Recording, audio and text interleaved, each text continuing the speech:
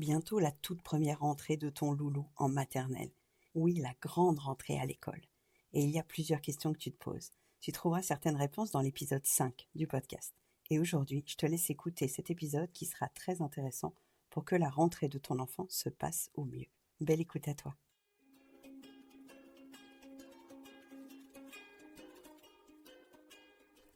Bonjour, bienvenue sur Les Petits Plus Zen, le podcast pour faciliter et savourer sa vie en famille. Je m'appelle Séverine, je suis facilitatrice en parentalité après avoir été 22 ans professeure des écoles en maternelle REP+. Chaque semaine, je te propose ici des pistes et des thèmes approfondis sur la petite enfance, l'éducation et la communication pour que tu retrouves le plaisir des relations familiales sereines et épanouies.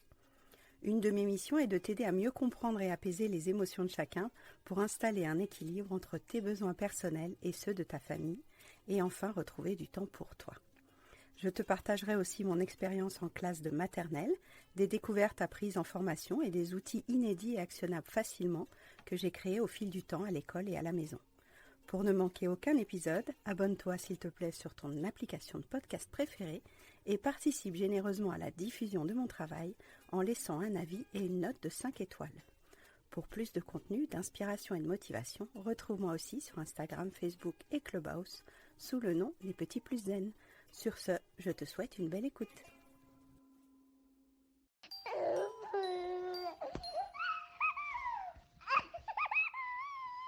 Bonjour, vous écoutez l'épisode 64 du podcast Les Petits Plus Zen. On va parler aujourd'hui de continence, de propreté, de pipi, de caca, de couche et de peau. Et oui, la vie réelle des enfants. Je m'appelle Séverine Feiss, je suis accompagnante à la parentalité après avoir été 22 ans professeure des écoles en maternelle REP+. Et maintenant, j'ai à cœur de vous accompagner sur votre chemin de parent, à apprivoiser les émotions de chacun, à retrouver du temps pour vous et à savourer votre vie de famille en arrivant à élever les enfants sans crier et sans vous épuiser. Cette question de la continence, cette question de l'acquisition de la propreté, comment retirer la couche à votre enfant, c'est une question vraiment entre 2 et 4 ans qui challenge beaucoup de parents, surtout si votre enfant va rentrer en petite section à la rentrée de septembre. C'est pour ça que j'ai choisi de refaire un petit point là-dessus. On en avait parlé un petit peu dans l'épisode sur les attendus de l'école, qui était l'épisode 5, et aussi dans les épisodes de préparation à la rentrée. Mais là, aujourd'hui, j'avais envie de faire un point un peu plus détaillé, parce que c'est vraiment un gros sujet d'inquiétude. Et quand j'avais le dispositif des moins de 3 ans, de 2015 à 2020, à la fin de l'année, quand les enfants n'avaient pas encore retiré la couche, les parents s'inquiétaient déjà au mois de juin de dire « mais là, il ne reste plus que 2 mois, comment on va faire pour retirer la couche ?» Parce qu'en petite section, selon les textes, les enfants ne peuvent pas venir en couche à l'école. Donc vous allez voir au cours de l'épisode que c'est quelque chose qu'on peut très bien comprendre du côté des professionnels, à mesure que si vous avez dans une classe de petite section 22, 26, 30 élèves, on ne peut pas imaginer changer les enfants un par un à chaque fois qu'il y a un pipi ou un caca dans la classe, sachant qu'on n'est que 2 adultes en maternelle. Donc, du point de vue professionnel, j'ai vécu ça pendant presque 10 ans avant d'avoir ma première fille et de me rendre compte à quel point c'était compliqué pour les parents et pour les professionnels de mieux comprendre ce système de propreté, d'acquisition de la continence. Donc, on va peut-être revenir déjà sur ce petit mot que vous voyez sûrement sur les réseaux. Donc, des fois, on dit rendre l'enfant propre. Cette petite notion de propreté, elle a une répercussion assez négative parce que finalement, dans la rayure rouge de chaque enfant, et nous-mêmes aussi en tant qu'adultes, on a ce besoin d'élimination. Ce besoin d'élimination, il est physiologique, il est fonctionnel, donc il n'a aucun rapport avec la propreté. De la naissance jusqu'à notre mort, on va éliminer des selles, de l'urine. C'est un système fonctionnel, c'est un système physiologique qui n'a rien à voir avec la notion de propre ou de sale. Donc déjà, on peut retirer petit à petit, si on y arrive, cette notion de rendre propre l'enfant. L'enfant est déjà propre, l'enfant n'est pas sale. Seulement, la notion de pipi, la notion de caca, elle peut être attribuée parfois à cette sensation de saleté, à cette sensation de dérangement, de désordre comme si le caca était sale, comme si le pipi était sale. Et je me souviens, la première fois que j'ai vu des livres qui parlaient de caca et de pipi, j'étais quand même assez surprise. Parce que n'ayant pas encore d'enfants, n'ayant pas encore fait beaucoup de maternelle, je trouvais ça très étrange de faire des livres sur le pipi et le caca. Et quand on avance dans le métier, quand on avance aussi en tant que femme et qu'on commence à avoir des enfants, on se rend compte à quel point ce dossier il est important parce que comme il touche aux organes sensibles du corps, comme il touche aussi à cette notion de compétition, ton enfant il a retiré les couches, ah non il a pas retiré les couches, oui mais l'école, t'as pas peur qu'il ait pas de couches, en fait c'est un chapitre vraiment très tabou, c'est un chapitre dont on ne parle pas beaucoup en parentalité, qui est pourtant très important et pour l'enfant, et pour la société, et pour le parent. Je vous ramène vers ce triangle éducatif parce que les professionnels, évidemment, ont besoin de savoir où l'enfant en est au niveau de sa connaissance de son corps, de sa connaissance de son besoin d'évacuation, d'élimination, qui est physiologique. Le parent, il a besoin d'avoir les bons outils pour mettre en place cette acquisition de la continence. Et l'enfant, il aurait besoin de comprendre aussi ce qu'il se passe dans son corps. Donc au cours de cet épisode-là, on va voir ces plusieurs angles de réflexion, à savoir il y a des obstacles pour mettre en place une continence flexible, souple et légère. Il y a aussi des pistes pour que ça se passe bien. Et il y a des enjeux dont on n'a pas toujours conscience parce que la mise en place de cette élimination des selles, de l'urine, ça englobe tout un tas de rayures différentes. Ça va toucher à la rayure d'autonomie de l'enfant, ça va toucher à la rayure d'identité de l'enfant, de compréhension de son corps aussi, donc à la rayure de sens, et ça va toucher aussi à sa manière de comprendre son pouvoir sur le monde. Et c'est difficile à croire, mais un enfant très jeune, n'ayant pas encore conscience de son corps, ne peut pas imaginer l'enjeu qu'il y a autour de ce qui se passe dans sa couche. Parce que pour lui, il a eu une couche, probablement depuis la naissance. Cette couche, elle fait partie de son quotidien. Il n'en a pas mis un impact, un intérêt supérieur. Il préfère s'occuper d'autre chose que de ces histoires de couches. Donc ça va être à nous, parents, professionnels, de mettre en place des petits mots de compréhension, des petits termes de verbalisation, d'explicitation, pour faire prendre conscience à l'enfant très jeune de à quoi sert cette couche, pourquoi on met cette couche, qu'est-ce qui se passe dans le corps pour qu'on ait choisi de mettre cette couche, puisque certaines familles font le choix de l'hygiène naturelle infantile, ne font pas le choix de la couche. Ensuite, il y a plusieurs sortes de couches, les couches lavables, les couches jetables. Donc tout ça, c'est un système qui peut être différent d'une famille à l'autre. Mais ce sujet, il englobe vraiment en toile d'araignée beaucoup de domaines autour de la vie de l'enfant. La première chose, c'est que les parents qui s'en occupent l'été juste avant la rentrée se mettent une pression vraiment phénoménale parce qu'ils mettent ça en relation avec le fait qu'on va refuser leur enfant s'il n'est pas propre. Donc là, le raccourci il se fait très vite en disant « Je veux que mon enfant rentre à l'école en septembre », c'est peut-être votre cas. J'entends qu'à l'école, ils ne prennent les enfants que sans la couche. Donc, je dois retirer la couche à mon enfant, sinon on va me le rendre et il ne pourra pas aller à l'école. Et là, on prend le problème complètement à l'envers. On entend le besoin de la société d'avoir des enfants, entre guillemets, propres, pour faciliter le travail à l'usine de la petite section. Vous connaissez ma position sur le fait que mettre 25, 26, 30 enfants avec 2 adultes dans une même salle, c'est absolument impossible d'avoir un équilibre émotionnel, en affection et en physiologie. Ceci étant, les règles étant ce qu'elles sont, si votre enfant rentre en septembre, évidemment, la pression, elle s'installe tout de suite de comment je vais retirer la couche à mon enfant en 2 mois qui restent. Le problème, c'est que l'enfant, il ne voit pas du tout les choses comme ça. Votre enfant, il a compris qu'il y avait une tension autour de cette question de la couche et il va pouvoir lui-même en décider de faire un enjeu pendant cet été. Donc ce qu'on va déconstruire aujourd'hui, c'est comment mettre en place la conscientisation du besoin d'élimination de l'enfant, aussi bien pour lui que pour vous, et sans en faire un enjeu très décisif qui va parasiter votre été.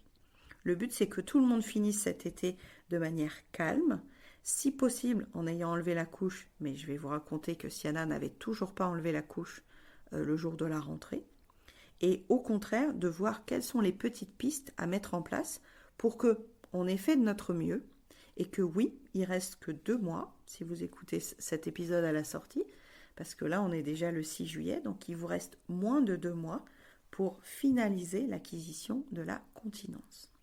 Alors pourquoi on utilise les 2 mots en distanciation? Le mot propreté, je vous disais que ça renvoie à une sorte de jugement de ce que fait le corps, alors que ce n'est pas honteux, ce n'est pas sale. Et par contre, l'acquisition de la continence, on considère que c'est une maturation du corps qui est prêt à agir de manière autonome.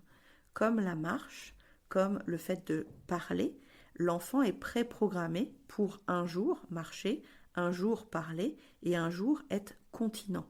Seulement, il a besoin d'accompagnement pour avoir les bonnes pistes, les bons supports, le bon soutien, le bon entourage.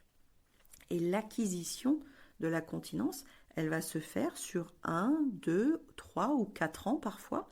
Ça veut dire que plus l'enfant va grandir, plus il va pouvoir comprendre, agir dans son corps et mieux ressentir les effets de l'arrivée des selles, les effets de l'arrivée du pipi dans son corps, d'autant plus qu'on lui aura expliqué comment fonctionne son corps réellement.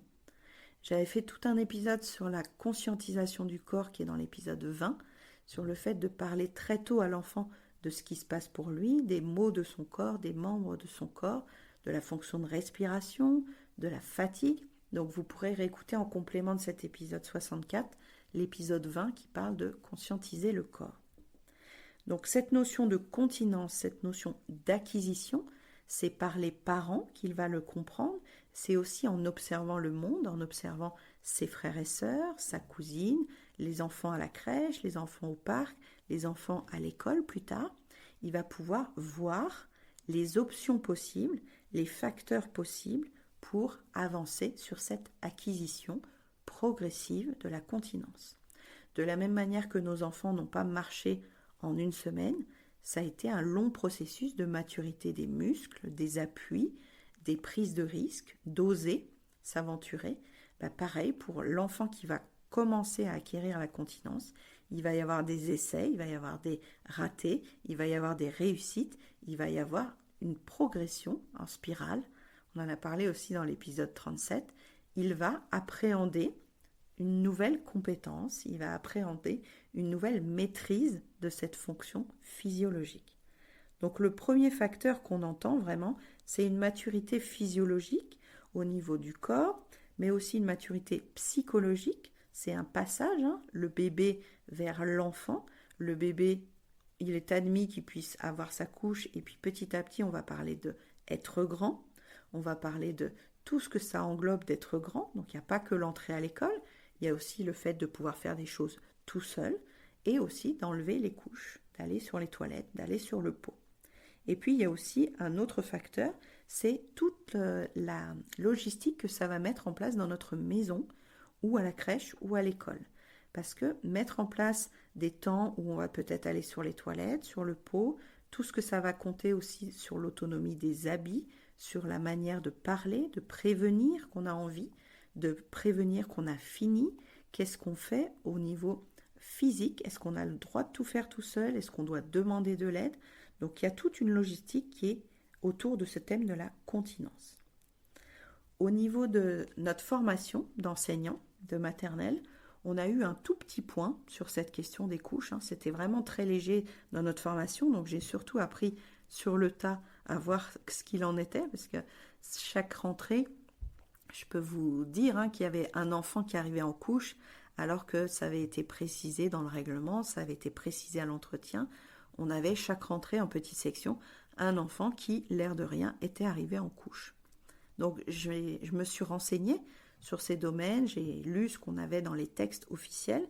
Donc dans les textes officiels, à l'époque, on nous parlait de la maturité des muscles du sphincter, de manière à ce que l'enfant, on puisse observer, par exemple, qu'il arrivait à monter un escalier en alternant les pieds, qu'on On peut imaginer que quand il arrive à coordonner ses muscles du bas, donc des jambes, des cuisses, du bassin, ça nous donne une indication sur la maturité aussi du sphincter, donc des muscles qui entourent à la fois les muscles autour de l'urine et à la fois autour des selles. Il y a aussi un élément qu'on voit régulièrement, c'est que l'enfant, quand il est capable de lâcher un objet, quand il est capable de prêter un objet, quand on lui demande un objet et qu'il nous le donne, c'est aussi une maturité par rapport au fait de lâcher quelque chose, de renoncer à quelque chose. Et vous avez peut-être entendu ce petit point qu'un enfant qui fait caca pour la première fois dans un pot, c'est comme une manière de lâcher une partie de lui-même. Ce caca, c'est une création de son corps, c'est une matière qui appartient à son corps. Ça peut paraître un peu bizarre dans un podcast d'entendre ça, mais ce caca, il fait partie de lui. Donc, petit à petit, on va aller on est capable d'enlever des petites parties de nous et de les laisser tomber dans les toilettes, de les laisser arriver dans un pot à l'extérieur de nous et d'en prendre conscience que ce n'est pas grave, que ce n'est pas sale, que c'est la nature. Donc il va y avoir tout un tas d'étapes, mais nous, quand on nous a prévenu qu'on serait enseignant en maternelle, on ne nous a pas parlé du tout de ces domaines-là. Donc c'est à force de regarder les enfants, à force d'observer leur manière de faire aux toilettes, leur peur d'aller aux toilettes, leur peur de faire caca dans le pot, les enfants qui réclament une couche pour faire caca dans la couche, tout ça m'a amené vers ces réflexions et ces informations parallèles au métier de professeur des écoles, puisque par principe, c'est pas normalement quelque chose qu'on travaille à l'école, mais dans le dispositif des moins de 3 ans, ça a été au cœur aussi de ma pratique. Accompagner l'enfant vers sa continence dans le dispositif des moins de 3 ans a été assez important, puisque ça faisait partie d'un système global de faire prendre conscience à l'enfant de qui il était sur sa rayure d'identité, ce qu'il aimait, comment ça fonctionnait dans son corps, et puis aussi de présenter le monde extérieur. Le monde extérieur, c'est les aliments, les animaux, les actions, les interactions sociales, et aussi la biologie, la respiration, l'élimination. Tout ça, ça fait partie de découvrir le monde, de comprendre le monde pour ensuite pouvoir faire nos propres choix et agir dans le monde.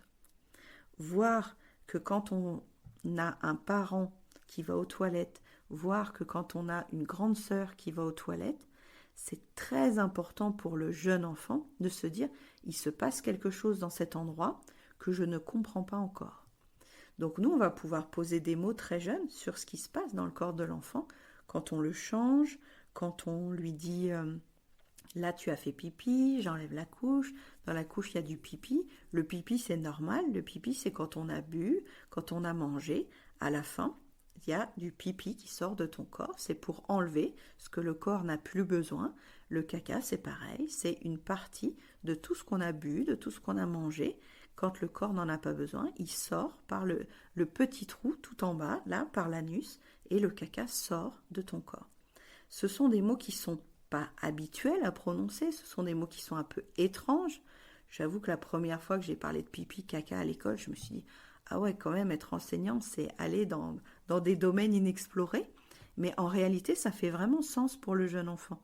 Parce que le jeune enfant, il est très curieux de tout. Il veut savoir pourquoi, comment ça marche, qu'est-ce qui se passe, pourquoi c'est rigolo quand on souffle, ça fait des bulles, quand on s'assoit, tiens, le pipi est cool.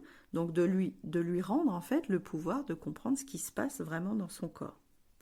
Et puis, ça a un intérêt pour lui aussi parce qu'on va lui dire très rapidement que quand on grandit, quand il observe sa sœur, quand il observe son cousin, quand il observe son papa, il voit bien que les grands n'ont plus de couches.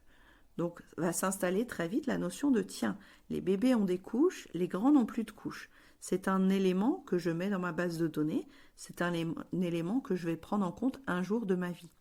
Sauf que l'enfant, au début, il n'a peut-être pas conscience qu'il a envie de grandir, mais quand on va commencer à lui mettre des règles, quand on va commencer à lui poser un cadre et des limites, je vous renvoie vers ça aux épisodes 23 et 22, où on parlait que l'enfant va faire ses propres projets dans un cadre de sécurité, dans un cadre que vous avez défini vous-même pour votre famille ou pour votre collectivité.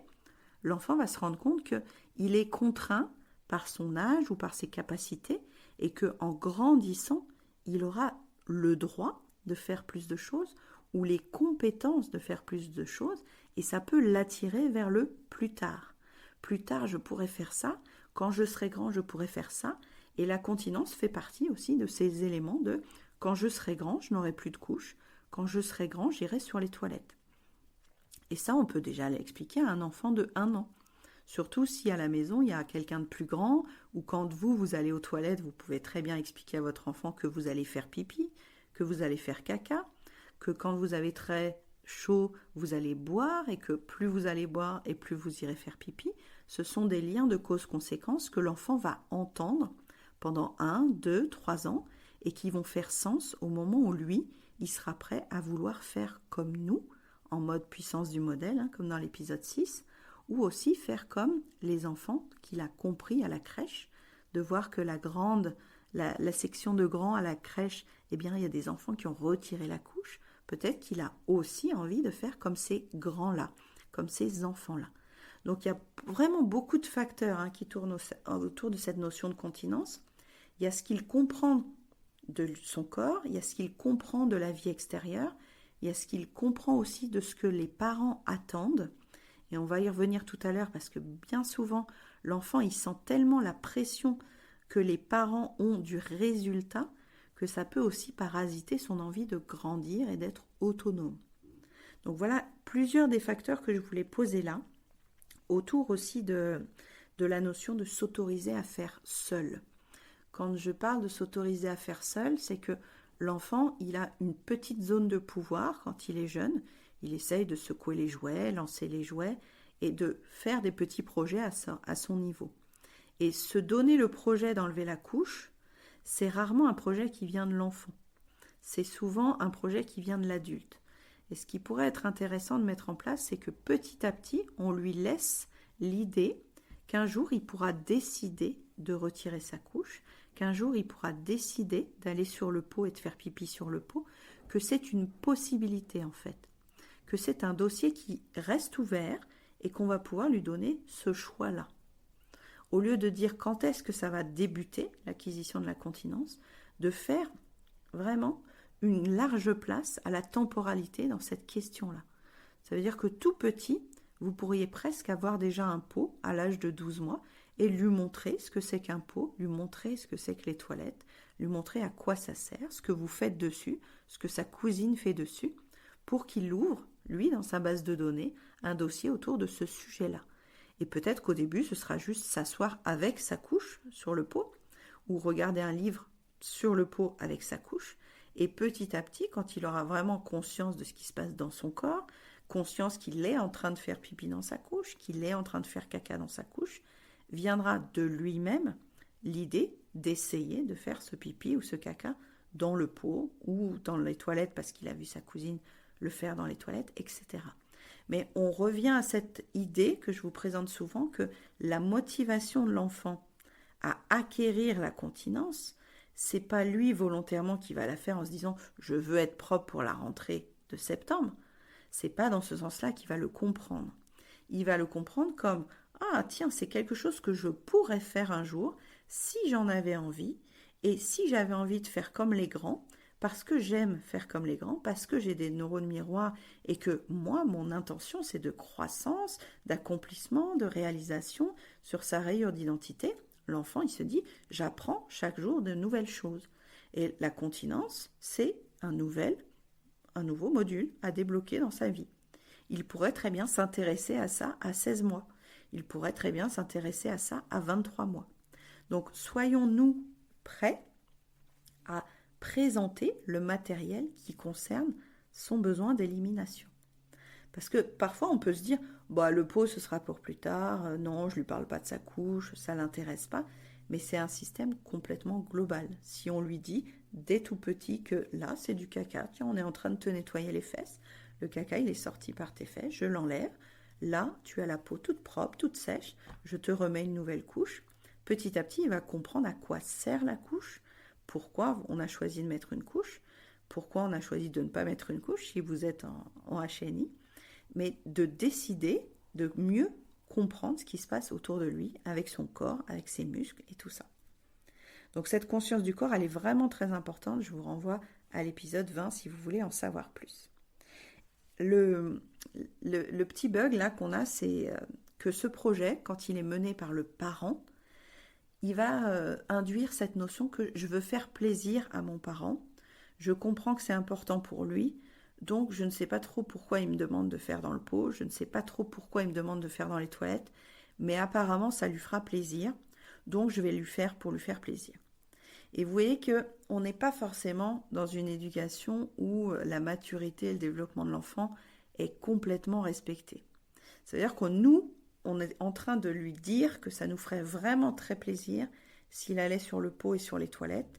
Donc la motivation, elle devient extérieure à lui.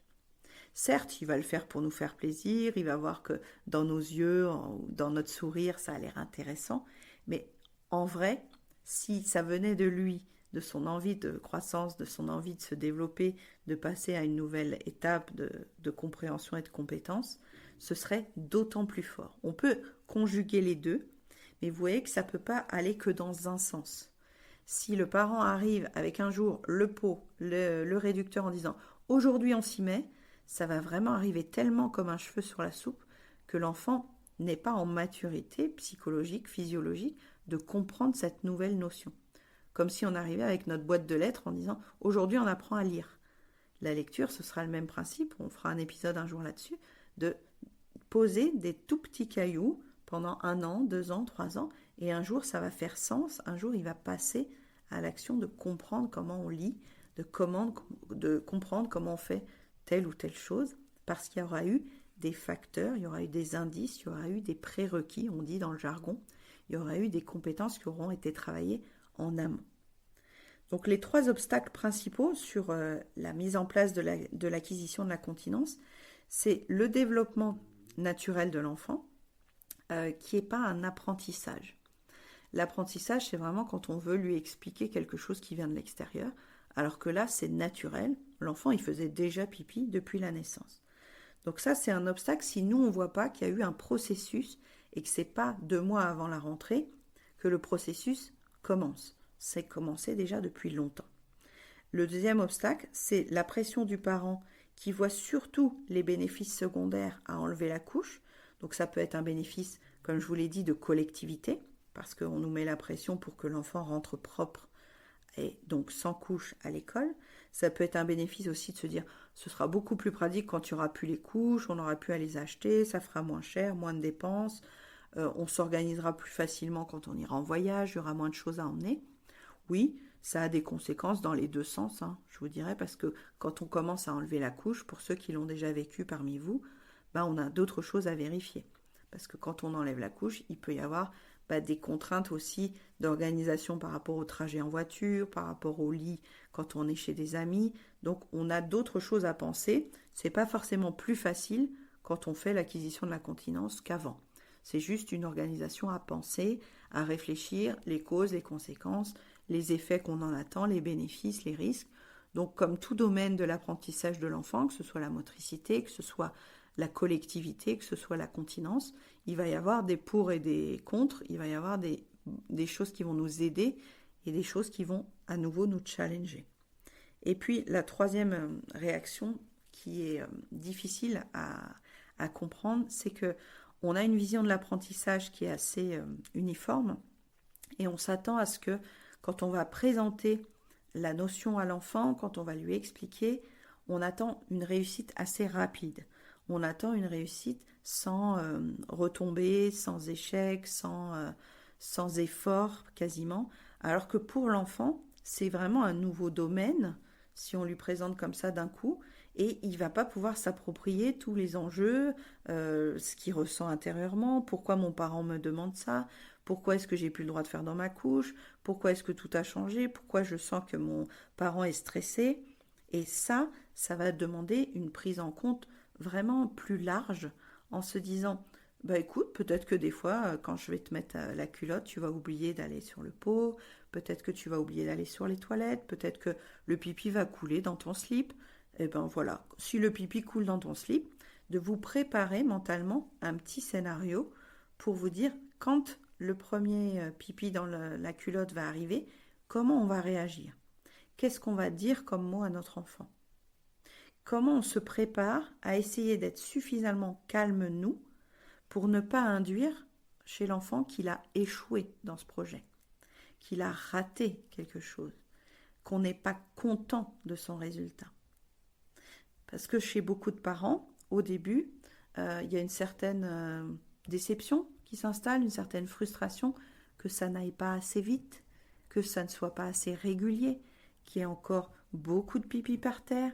Un enfant, quand on lui explique qu'on va pouvoir bientôt enlever la couche, qu'on lui met en culotte parce que c'est l'été, au début il est très, très content, il dit ah super, une nouvelle expérience. Et puis il continue à jouer, il est dans le sable, il fait pipi sur lui, la culotte est mouillée, ça va sécher. Il ne se rend pas spécialement compte qu'il a fait pipi dans le slip. Par contre, s'il est dans le tapis, sur le tapis du salon, qu'il est en train de jouer aux petites voitures, et que là il oublie d'aller faire pipi, vous allez plus le voir facilement. Parce qu'il va y avoir une grande tache sur le tapis, il va y avoir peut-être une réaction de votre part qui est assez impulsive, qui est assez spontanée. Alors, il ne s'agit pas de remettre en cause toutes nos réactions, c'est juste que lui, sa compréhension de notre réaction peut être « Ah je déçois mon parent, je ne rends pas heureux mon parent, je déplais à mon parent, ça rend ma mère énervée, ça rend mon père énervé quand je fais pipi sur le tapis. Donc je ne suis pas un bon petit garçon, je ne suis pas une bonne petite fille, je suis en train de décevoir mon parent. » Donc je force volontairement le trait pour vous faire comprendre que dans la tête de l'enfant, lui il était concentré sur son jeu, que ce soit à la plage ou dans le salon, il n'a pas pu écouter les informations de son corps. Il ne s'est pas connecté à la première petite goutte qui est arrivée dans sa culotte. Donc ça va demander plusieurs explications, verbalisations, répétitions, pour que l'enfant puisse spontanément se dire « Ouh, je sens que le pipi arrive, où est le pot est là-bas, ou les toilettes sont là-bas, je vais jusqu'au pot en espérant que j'arrive à maintenir ce pipi, ce caca, jusqu'à l'arrivée dans le bon réceptacle. » Donc c'est tout un cheminement intérieur que fait l'enfant de comprendre qu'aujourd'hui il n'a pas la couche, de comprendre qu'aujourd'hui on lui demande d'aller faire son pipi ou son caca dans un autre élément que sur lui, surtout que les couches sont vraiment très perfectionnées maintenant. Donc l'enfant, des fois, quand il a fait sur lui, il ne sent même plus la gêne d'avoir fait sur lui. Il y a des enfants qui sont plus sensibles que d'autres à ça, mais on s'est rendu compte sur les 20 ans de carrière que au tout début, quand les couches elles étaient remplies, ça fuyait partout. L'enfant, il était parfois dérangé plus rapidement. Alors que là, elles sont presque tellement perfectionnées pour pas qu'il y ait de fuite que l'enfant, il peut continuer à jouer avec sa couche sale. Dans le dispositif des moins de 3 ans, ils avaient le droit de venir avec la couche. Je ne vous cache pas qu'il y a des enfants qui pouvaient jouer pendant 1 heure avec leur couche sale. Nous, on les détectait à l'odeur, mais eux, ils ne venaient pas nous voir en disant « j'ai fait caca ». Donc c'est une manière aussi de s'approprier le fait d'avoir du caca sur soi ou du pipi sur soi va dépendre vraiment de chaque enfant. Il y a des enfants qui ne se rendent pas compte qu'ils ont des substances sur eux. Il y a des enfants à qui on va verbaliser plusieurs fois en disant « Je crois qu'il y a du pipi dans ta couche, qu'est-ce que tu en penses ?» Est-ce qu'on regarde ensemble s'il y a du pipi dans ta couche? Est-ce que tu te sens mouillé? Est-ce que ça te gêne de te sentir mouillé? Et en posant ces questions-là, l'enfant va pouvoir se demander ce qu'il en pense. Bon, des fois, il va pouvoir lire sur notre tête ce qu'on attend comme réponse. C'est un peu le point de vigilance aussi que j'aimerais apporter. Parce que même nous, en tant que professionnels, des fois, on pose une question. L'enfant, il est pas dupe, il sait très bien ce qu'il doit répondre. Mais vraiment, au moins de lui pousser la réflexion intérieure en se disant « Tiens, est-ce que je me sens mouillé ?» Peut-être qu'il ne se sent pas mouillé, en fait, votre enfant. Franchement, moi, Siana, pendant des mois et des mois, j'ai essayé de l'intéresser à ce sujet-là. L'année dernière, à cette époque-là, on avait commencé à l'intéresser au pot. Elle avait 3 ans.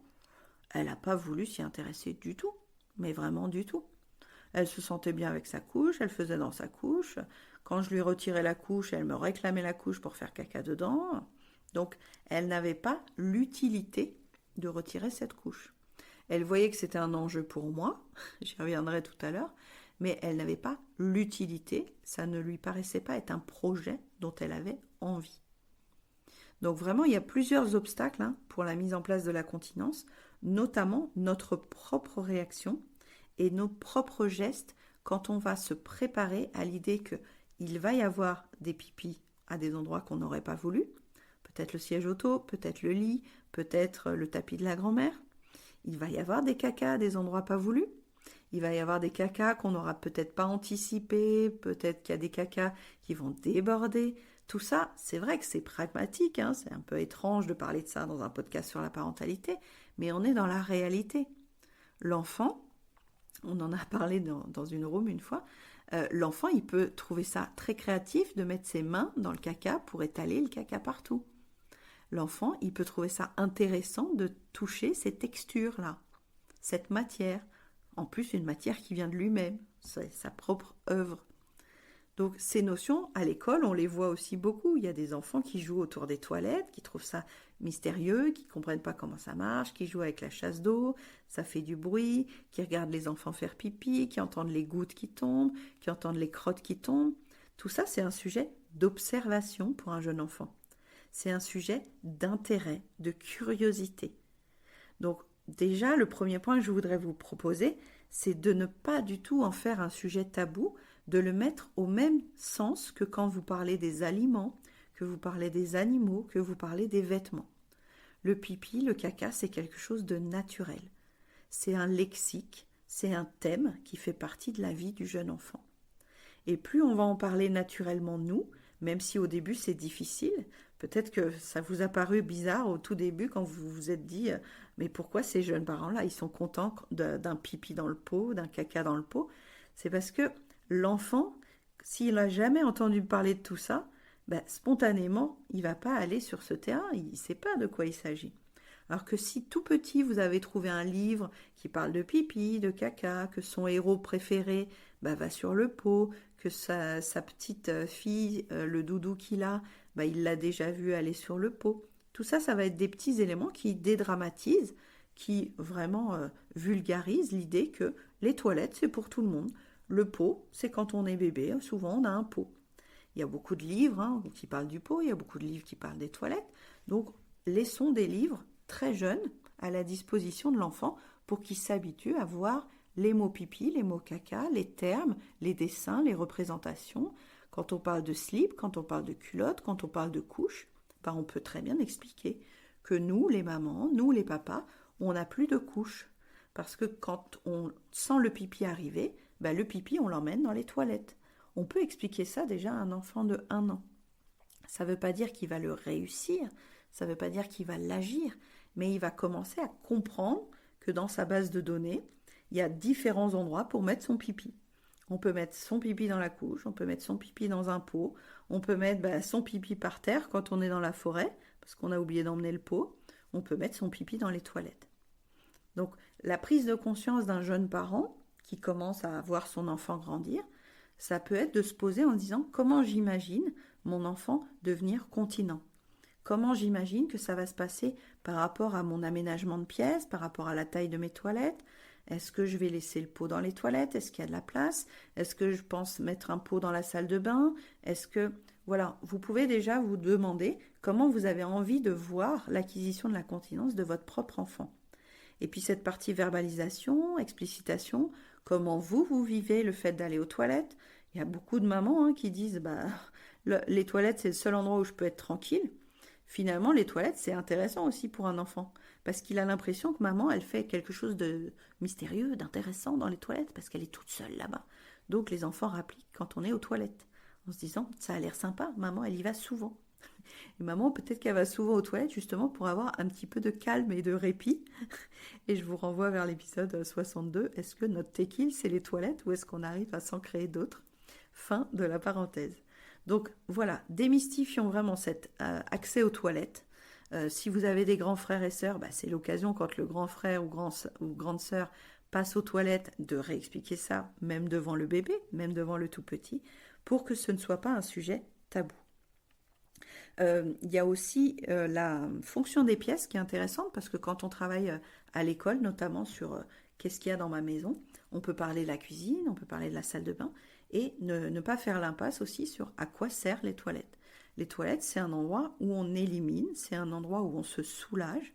Si vous vous souvenez, il y a des fois où on a tellement envie de faire pipi que vraiment arriver et s'asseoir sur les toilettes, c'est un bonheur, c'est une joie, c'est une satisfaction. Donc, rappelons-nous que c'est une fonction corporelle, physiologique, mais c'est aussi une fonction qui peut nous apporter un certain plaisir. Faire pipi, faire caca quand on a mal au ventre, quand on est constipé, quand on a trop bu, quand on a trop mangé, c'est aussi une manière d'écouter notre corps, de respecter notre corps et de le faire agir dans son cycle, dans son cycle alimentaire, dans son cycle physiologique, dans son cycle d'élimination. Donc il y a un petit côté scientifique qu'on peut déjà expliquer à nos enfants. Ben voilà, aujourd'hui tu as beaucoup bu parce qu'il faisait chaud, peut-être qu'il y aura beaucoup de pipi. Aujourd'hui tu as mangé des betteraves, ben on regardera, peut-être que dans la couche, il y aura un peu du rouge, ou tu as mangé du maïs, on va retrouver les grains de maïs dans la couche. Ce sont des causes-conséquences. C'est factuel, on peut expliquer ça à nos enfants très tôt. La deuxième piste, donc là c'était la première piste au niveau du lexique, du langage, et de ne pas faire un sujet tabou de ce thème. La deuxième piste autour de l'acquisition de la continence, c'est l'autonomie globale de l'enfant. En dehors du pipi caca, est-ce que notre enfant est capable de déboutonner ses habits, de s'habiller, de se déshabiller? Est-ce que notre enfant est capable de monter un escalier avec un pied, avec deux pieds? Est-ce que notre enfant est capable d'ouvrir une porte, de tenir un objet, de déplacer un objet, de pousser un objet? Où est-ce qu'il en est de sa capacité à maîtriser ses gestes? Est-ce qu'il arrive à enfiler des perles, à mettre un morceau de puzzle dans le bon emplacement? Donc sa technicité, sa pince, index et pouce, sa pince motrice, comment il en est au niveau de sa faculté à faire lui-même des petits gestes précis quand il en a envie. Ça va déterminer beaucoup de choses, ça va déterminer le fait de pouvoir arriver à temps sur le pot, en baissant le pantalon, la jupe, en enlevant le bouton du jean, en montant le t-shirt quand il est mouillé pour se déshabiller. Donc cette autonomie globale, cette autonomie de motricité fine, de prendre un objet, de ranger un objet, de lâcher un objet, ça va jouer aussi sur l'acquisition de la continence, en autonomie surtout, puisque le but c'est qu'il aille tout seul vers le pot ou vers les toilettes, donc qu'il se sente capable de se déshabiller tout seul, s'asseoir tout seul, se rhabiller tout seul, s'essuyer tout seul. Donc il y a tout ce domaine de l'autonomie qui va être très important aussi en amont de l'acquisition de la compétence, de la continence. Troisième piste, se projeter dans les avantages qu'on a à passer au pot ou au WC. Donc grandir, pour certains enfants, ça peut être attirant parce qu'ils ont envie de faire comme les grandes sœurs et les cousins ou comme maman. Ça peut marcher pour, on va dire, une bonne moitié des enfants, l'envie de grandir, l'envie de faire quelque chose de nouveau, d'être attiré par la nouveauté et par la capacité de voir ses compétences augmenter. Mais pour certains enfants, ça ne va pas suffire. Parce que pour certains enfants, le principe de plaisir va être très fort, le principe de je reste dans ma zone confortable, je n'ai pas envie d'en faire plus, ce qu'on me demande là, ça ne m'attire pas trop, ça peut ne pas marcher. Donc là, il va y avoir, et vous l'avez sans doute vu sur le marché, des possibilités de renforcer l'intérêt de l'enfant, de motiver un petit peu de manière extérieure cette envie de passer à l'étape du grand qui enlève sa couche, qui va sur le pot, qui va sur les WC, qui fait tout seul. Donc une des actions que j'avais fait avec ma première fille, c'est de lui dire, écoute, comme on va bientôt enlever les couches, on va pouvoir aller acheter des culottes de grande. Donc ça, c'est vraiment quelque chose de motivant. Ça va être les culottes de grande. Donc on introduit un nouvel objet. C'est pas une carotte, au sens de on promet pas la culotte si elle arrive à faire pipi dans le pot. C'est en préparation de cette étape-là, on va pouvoir aller acheter des nouveaux slips, des nouvelles culottes. Ça va être les culottes de grand. Donc c'est faire participer un élément extérieur dans la motivation de l'enfant. Il peut y avoir aussi une certaine idée que oh là là, tu seras tranquille quand tu auras plus ta couche, ça te grattera plus sur les côtés, il n'y aura plus le scratch qui tire, ou tu te sentiras moins mouillé, de lui faire ressentir les bénéfices et les avantages à retirer la couche, et puis peut-être dire de temps en temps, tu vois, moi, quand j'ai retiré ma couche, je me suis sentie comme ça, quand papa a retiré sa couche, il s'est senti comme ça, qui s'identifie au plaisir éventuel, à la sensation de satisfaction de quand on enlève sa couche, on peut se sentir comme ça. Alors, il le ressentira peut-être pas comme ça au début, parce que c'est quand même des notions subjectives, mais il peut entendre que ça a l'air d'être sympa de retirer sa couche à un moment donné. Troisième piste, donc ça c'était la projection des avantages. Quatrième piste, alors la souplesse et la patience dans le système d'apprentissage de l'enfant. Si on couple ça avec les vacances, si on couple ça avec des événements festifs, ça va être d'autant plus difficile à l'enfant de s'approprier toute la nouveauté de la journée. Si on met l'acquisition de la continence sur une période un peu plus calme de sa vie, sur une période où il n'y a pas de grands chamboulements, ça peut être plus facile de se l'approprier sereinement.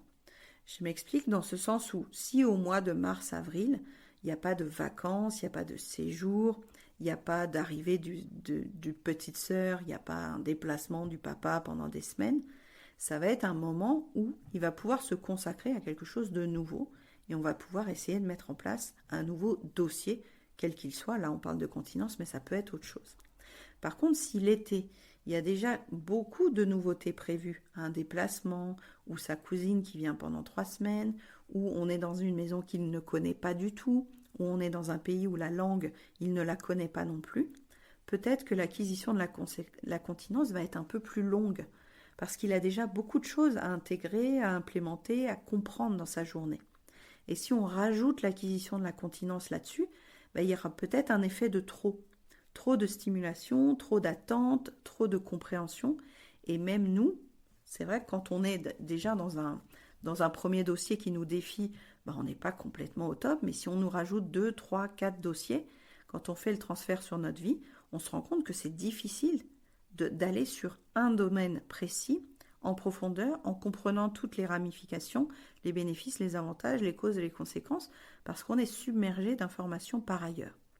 Donc l'acquisition de la continence, elle pourrait se faire sur vraiment 4, 5, 6 mois, en laissant à disposition, en explicitant, en verbalisant, en lui faisant un peu miroiter les avantages, les bénéfices, en l'intéressant à cette idée, mais pas sur une période très courte où il va y avoir des ratés, il va y avoir des échecs.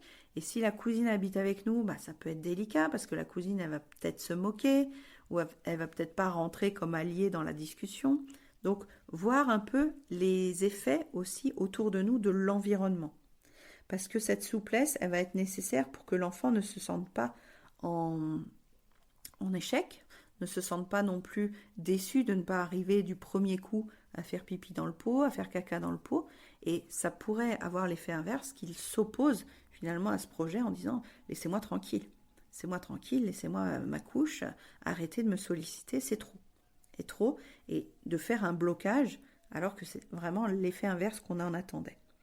Du coup, la notion de carotte, de donner une belle gommette, un beau bonbon à chaque fois qu'il réussit dans le pot, c'est peut-être à manier aussi avec vigilance pour ne pas que ce soit toujours une motivation extérieure à l'enfant et qu'il ne fasse pipi dans le pot que pour avoir son bonbon.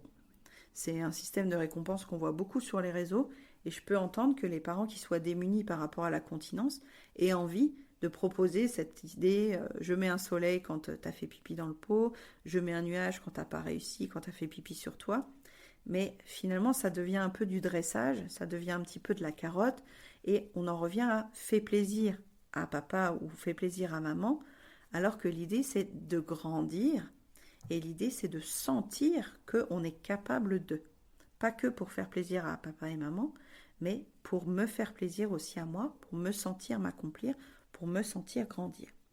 Donc vraiment, cette quatrième piste, c'est de prendre du temps, de la patience, de la souplesse et d'éviter les récompenses systématiques en lien avec « Waouh, bravo, t'as fait ton caca dans le pot, tu as droit à une glace ». Parce que bon, si à chaque fois qu'il fait caca dans le pot, il a le droit à une glace, vous allez avoir d'autres inconvénients à cette technique-là. Et puis, profiter du contexte des vacances. C'est vrai que le contexte des vacances, on va dire qu'ils sont plus souvent en maillot de bain. C'est plus facile à nettoyer, à moins que vous ayez de la moquette dans la maison des vacances. Mais parfois, les vacances, c'est vrai qu'on est plus détendu, on a moins de stress, nous, en tant que parents. Donc, regardez si pour vous, c'est le bon moment. Parfois, c'est trop stimulant pour l'enfant s'il est chez les grands-parents, si ça fait longtemps qu'il n'a pas vu ses grands-parents. C'est peut-être pas le bon démarrage de démarrer chez les grands-parents. Donc voyez vraiment ce qui convient le mieux pour votre maturité à vous, pour votre sérénité à vous et pour aussi la sérénité de votre enfant. parce qu'au niveau personnel, il est peut-être déjà en train de vivre une émotion différente et que rajouter le dossier de la continence, c'est vraiment pas sa priorité. Donc par rapport aux émotions de l'enfant, on a beaucoup parlé de cette sensation de se sentir capable de réussir, mais je vais vous ramener sur le terrain des émotions du parent. Nous, quand on voit notre enfant faire pipi dans le pot, on peut vraiment être très content et satisfait parce qu'il a coché une case qu'on en attend, mais de ne pas non plus montrer à l'enfant qu'il nous a fait plaisir, qu'il nous rend heureux. Et de la même manière, quand l'enfant va faire caca au milieu du salon ou pipi en plein milieu de la nuit, d'essayer de ne pas rendre non plus l'enfant responsable de notre émotion de tristesse ou de colère, parce qu'il va faire des associations assez rapides, s'il a entre 2 et 4 ans, de « Ah, je déçois mon parent, je mets mon parent en colère ». Donc de dissocier vraiment nos deux cheminées, je vous en parlais beaucoup dans l'épisode 38 sur la colère, c'est que quand l'enfant va avoir un petit raté, quand l'enfant va faire pipi sur lui, au maximum de souffler, nous, dans notre cheminée, de faire la clarté sur ce qu'on ressent. Peut-être qu'on va être déçu intérieurement, peut-être que ça va nous mettre en colère intérieurement, mais de mettre une certaine étanchéité dans ce que l'enfant va ressentir. Alors ce ne sera pas facile tout le temps, ce ne sera pas facile parce que ça n'arrive pas toujours au bon moment. Le pipi au milieu du spectacle, quand on venait juste de trouver la bonne place, que tout le monde est assis, et là notre enfant dit pipi, pipi, pipi, pipi. Donc évidemment, on va pouvoir manifester une réaction, c'est naturel, mais d'essayer dans la mesure du possible de ne pas faire porter notre insatisfaction, notre frustration, notre colère à notre enfant. Notre enfant, il est en plein apprentissage, donc ce que je vous propose, c'est de vous faire une reformulation positive, comme je le fais avec les mamans dans Émotisaine, de vous dire, c'est normal, quand on apprend la continence, il va y avoir des ratés, j'ai confiance en mon enfant pour réussir, je comprends que l'apprentissage, c'est des erreurs, c'est des essais. Le spectacle, on pourra revenir dès qu'on aura fait pipi. L'important, c'est la connexion avec mon enfant, que je lui réaffirme qu'il est capable de dire qu'il a envie de faire pipi, que c'est déjà très bien qu'il dise qu'il a envie de faire pipi. Et s'il n'a pas prévenu, parce que ça peut arriver aussi, que vous vous rendiez compte qu'il a fait sur lui et qu'il ne vous a pas prévenu qu'il avait envie, de lui dire « je comprends, moi aussi ça m'est arrivé. T'inquiète pas, on va aller tous les deux dans un petit coin, on va te changer. » Mais vraiment d'être dans la douceur, dans la compréhension, dans la connexion avec lui, parce que vous êtes alliés dans cette histoire. Vous avez envie, tous ensemble, vous êtes une team qui ait une réussite au bout du processus de continence. Donc vraiment de réassurer votre enfant à chaque fois qu'il y a un petit loupé, à chaque fois qu'il y a un petit raté, que ça fait partie du processus, de verbaliser avec lui pourquoi il y a eu ce raté, peut-être de lui dire tu étais très concentré dans le spectacle ou tu étais en train de regarder ton livre, peut-être que tu as oublié de voir que le caca il arrivait ou le pipi il arrivait. De prendre des mots très simples, de le regarder, de vous mettre à sa hauteur et d'être vraiment dans une compréhension mutuelle de c'est pas facile pour un enfant de maîtriser ses sphincters, c'est pas facile pour un enfant d'arriver à temps pour faire caca dans le pot, dans les toilettes et tout ça. De lui laisser vraiment l'appropriation de cette compétence, de ses sphincters, de ses muscles, de sa compréhension aussi. Ce que je disais souvent aux parents en classe, c'est, vous imaginez, l'enfant, il est très très content, ça fait 10 minutes qu'il voulait le camion rouge, là il a enfin le camion rouge, il joue avec son camion rouge et il est tellement dans l'excitation, dans l'émotion, qu'il oublie de se connecter à son corps. Et du coup, il fait pipi sur le tapis. Donc on va réexpliquer tout ça à l'enfant, on va lui dire je vois que ton pantalon est mouillé, peut-être que le pipi il est arrivé et t'as pas pensé à aller aux toilettes, donc viens, on va se déshabiller, on va mettre un slip propre et la prochaine fois, essaye d'écouter un petit peu mieux ton corps, de voir quand la première goutte elle arrive, de te lever, d'aller jusqu'aux toilettes. On lui redonne le mode d'emploi à chaque fois, on lui réexplique l'entièreté du processus. Et surtout, on évite au maximum, je sais que c'est difficile, je me relie à vous, mais on évite au maximum de le gronder, de s'énerver ou de manifester qu'on est déçu. Même si intérieurement on peut être déçu, que ça se renouvelle, qu'il y ait une répétition, de ne pas faire porter notre flamme de déception à notre enfant qui est en plein apprentissage. Il a vraiment envie d'y arriver, il a vraiment envie de nous faire plaisir, non seulement pour nous, mais aussi pour lui. On lui doit cette étanchéité d'essayer au maximum de de redescendre, se dire, je vais processer ma flamme plus tard, mais là je me connecte à mon enfant et je lui montre que j'ai confiance en lui, que j'ai foi en lui, que je sais qu'il va y arriver et que c'est normal ces petits ratés-là. Voilà, je vous encourage à faire un petit peu de clarté avec vous-même avant de vous lancer dans ce dossier de l'hygiène naturelle infantile, du pot, d'enlever la couche. Est-ce que c'est le bon moment pour votre enfant? Est-ce que c'est le bon moment pour vous? J'en ai parlé aussi dans une room dernièrement, c'est que quand je sens que ma fille, elle est très très grande maintenant pour la table allongée, et pourtant on aimerait arrêter la couche pour la sieste et on aimerait arrêter la couche pour la nuit. Mais il y a une résistance encore chez elle. Elle vient d'avoir 4 ans, il y a une résistance à retirer la couche pour la nuit, il y a une résistance à retirer la couche pour la journée. Je peux entendre cette résistance pour elle. Je vous ai dit tout à l'heure qu'il y avait une grosse résistance chez moi quand elle est rentrée à l'école, parce que finalement j'avais induit cette frustration que l'école réclame aux parents de rendre les enfants continents pour la rentrée sans leur donner les outils. Donc c'était mon combat intérieur par rapport à l'éducation nationale, c'était ma flamme à moi et ma braise à moi de ne pas être en accord avec ce que fait l'éducation nationale dans l'apprentissage de la parentalité, dans l'aide à la parentalité, dans le soutien à ces familles qui auraient besoin d'informations. Donc je fais la clarté mois après mois sur cette idée, mais en septembre, quand j'ai emmené Siana la première fois à l'école, je n'étais pas au clair du tout avec cette idée. C'est pour ça que Siana, elle a senti un conflit d'intérêt en moi, je pense, de ne pas vouloir retirer sa couche, comme si elle militait inconsciemment pour ce que sa mère ressentait. Donc, j'interprète là, vous prendrez, vous trierez ce que vous croyez ou ne croyez pas dans ma situation. Mais en tout cas, je me suis raconté que Siana n'aurait pas pu acquérir la continence avant la rentrée, puisque moi-même, je n'avais pas fait la clarté sur ce que j'attendais d'elle au niveau de la continence. J'étais encore trop dans un conflit d'intérêt avec l'éducation nationale. Donc pour vous, si vous avez votre enfant qui a 1 ou 2 ans, vous avez encore tout le temps de l'installer. Prenez vraiment cette conscience du domaine, du thème, du lexique, du tabou qu'on met parfois au niveau de la société sur ces notions-là. Pour moi, il n'y a pas de tabou à expliquer à un jeune enfant ce qui se passe dans son corps. C'est normal. Et puis, quand on aura le dossier à aborder aussi de la sexualité, si on n'est déjà pas à l'aise avec le pipi caca, ça peut être aussi compliqué d'aborder d'autres sujets plus tard. Donc essayez-vous de voir ce que vous êtes prêt à mettre en place au niveau des lieux, au niveau du matériel, au niveau des mots que vous allez poser avec votre enfant pour lui présenter l'idée qu'un jour il n'aura plus de couche, un jour il ira sur le pot, il ira sur les toilettes et que ça en fera une grande fille, un grand garçon, mais que c'est pas pour autant qu'on l'aimera plus, on l'aime déjà comme il est, on l'aime déjà avec sa couche, qu'il n'en fasse pas un enjeu d'amour. L'amour est déjà là, c'est juste qu'on le sent capable de passer à une autre étape de son développement.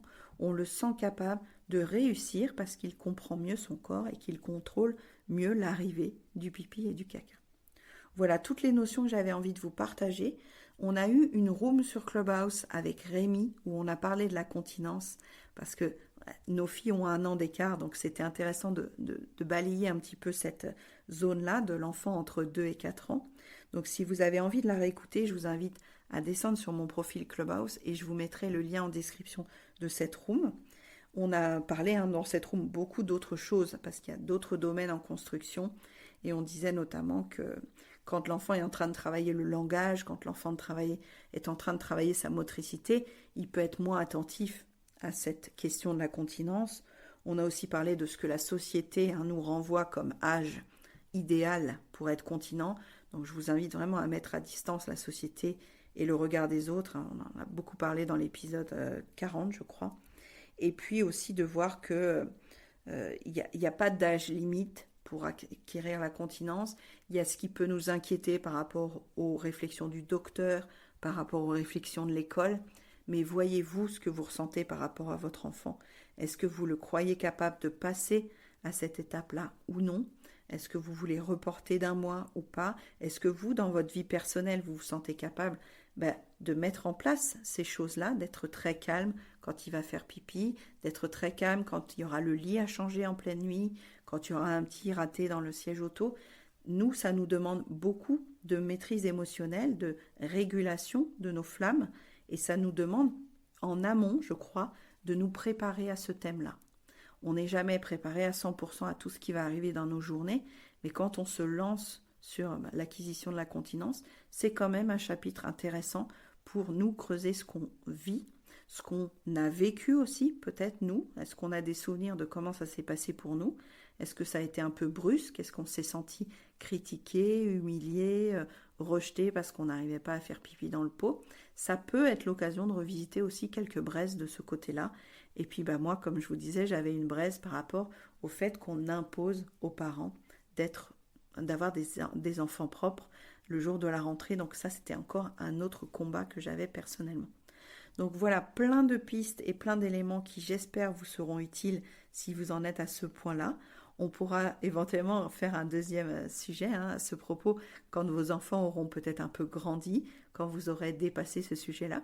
Puis si vos enfants sont grands, ce sera l'occasion d'échanger aussi sur comment vous avez fait vous, quel choix vous avez fait. Est-ce que vous avez fait très tôt ou un peu plus tard?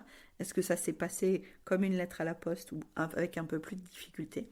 Je vous invite à réagir sur les réseaux sociaux, à m'envoyer des petits messages quand vous aurez écouté cet épisode.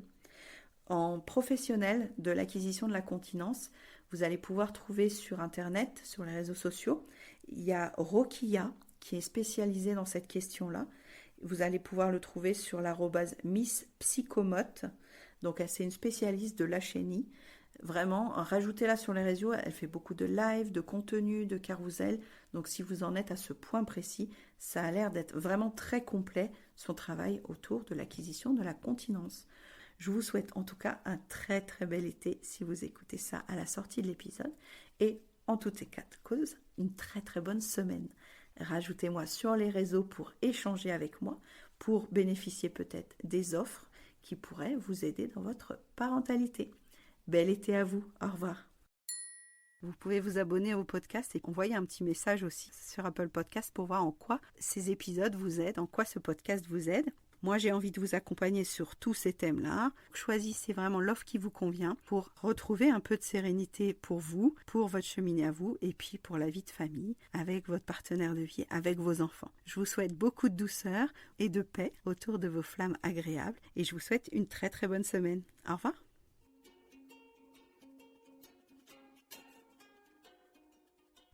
Merci d'avoir écouté cet épisode. Tu peux retrouver les thèmes et les épisodes précédents aussi sur lppzen.com/lepodcast. Pour soutenir mon travail, je t'invite à noter, commenter et partager le podcast, notamment sur ton application préférée, comme Apple Podcast par exemple. Ton soutien est important pour moi pour permettre à d'autres parents de retrouver la sérénité en famille. On se retrouve pour un prochain épisode très bientôt et en attendant, prends bien soin de ta cheminée des émotions et de ton arc-en-ciel des besoins. À très vite.